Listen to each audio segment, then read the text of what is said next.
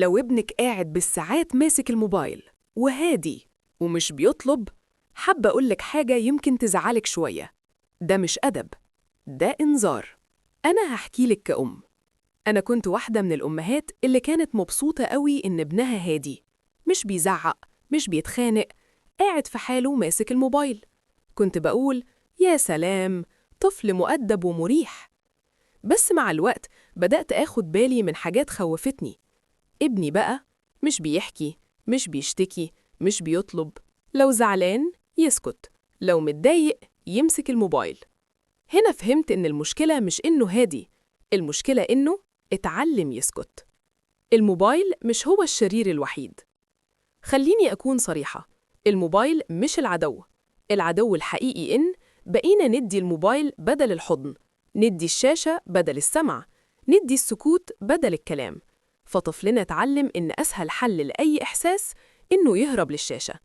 ليه الهدوء ده خطر؟ الطفل الهادي زيادة بيكبت، بيخاف يعبر، بيكبر وهو مش عارف يقول أنا زعلان.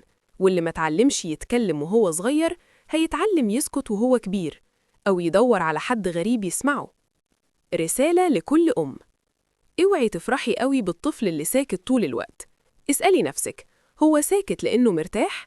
ولا ساكت لأنه تعود إن محدش يسمعه؟ الحلول العملية.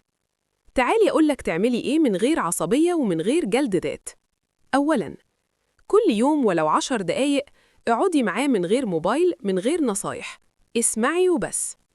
ثانياً، اسأليه سؤال واحد بس: إيه أكتر حاجة مضايقاك النهاردة؟ واسكتي، ما تقطعيهوش. ثالثاً، اللعب والضحك والهزار بيفتحوا الكلام أكتر من 1000 محاضرة. رابعاً، خلي الموبايل مكافأة مش وسيلة تهدي بيها زعله. خامساً، خليه يغلط ويتكلم من غير ما يخاف من العقاب.